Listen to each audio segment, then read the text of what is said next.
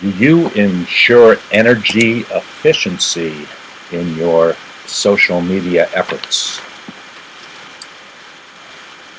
There was a story I read actually this morning in the Washington Post, and it is, well, I didn't read it in the Washington Post, I read it online at WashingtonPost.com in a blog written by a gentleman by the name of Eric Yaverbaum. Eric is a best-selling author of 6 books and chief executive of public relations firm Rico Communications. He didn't actually ask the question, but he talks about ensuring energy efficiency in your media efforts, and I'm asking the question, do you do it? Do you ensure your energy? I think he does a great job of the conceptual big picture, but I disagree, and I'll share with you what I disagree with him. He says, first ask yourself whether you are equipped to handle the commitment of keeping your social media sites up to date. There's either time costs involved or out-of-pocket expenses involved to keep your sites, your social media presence related. They're costs related, and you must be willing to commit to do the things necessary to keep things relevant and up to date. It's mandatory that you keep things relevant and up to date, or nobody will pay attention to what it is that you're trying to accomplish, that you're trying to communicate. I block out 90 minutes a day, 5 days a week, and longer than that on Sunday, to create all the YouTubes that we create. And not only are they in our YouTube library, but they also immediately go to Google Plus. And keep that thought in mind, because this is where I'm going to disagree with a statement that Eric has to make in a moment.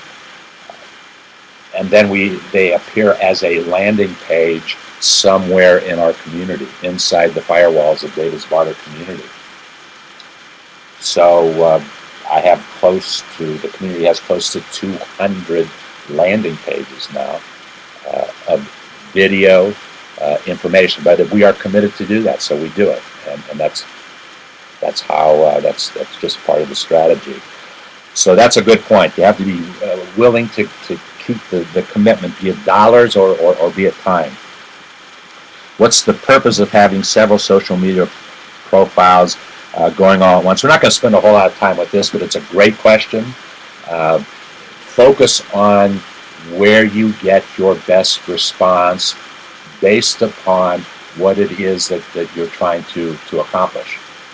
It might be a Facebook presence, although as Facebook grows larger and larger, soon to reach its 1 billion profile, it'll become more challenging to communicate your marketing message, because there's more people that are wired into the community, and more challenge to you to get those people's attention.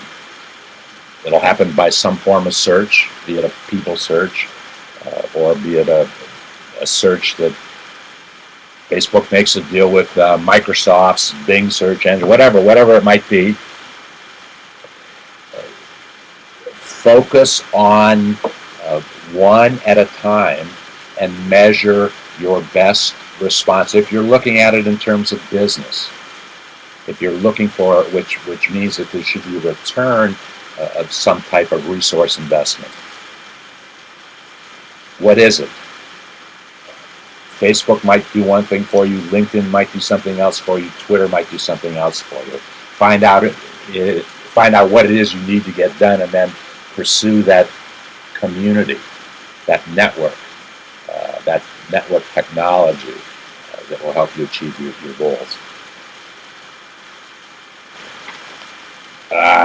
Keep your messages consistent always. I don't care if it's online, offline. The message has to be consistent. The way you communicate that message, it can vary. It has to vary. It will vary.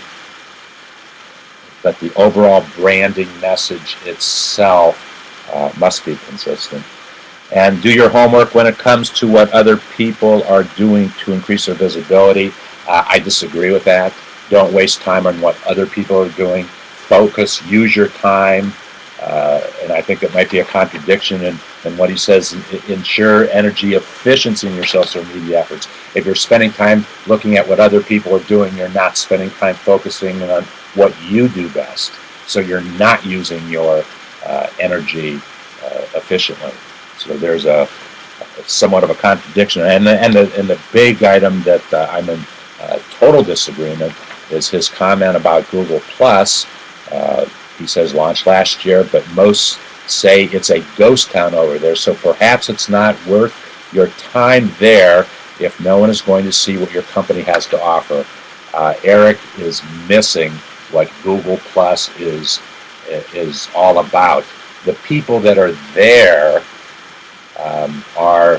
that's icing on the cake for you, and it's up to you to build that audience of people who are there, and Google makes it very, very simple for you to do that. But the true value of Google Plus is the information that you put there, that you put at Google Plus, so that the search engines, Google search engine, finds out what it is that is happening, what information is current. That's the true value of Google Plus, and the more people that see it, great. But it's most important for the search engine to find what that message is.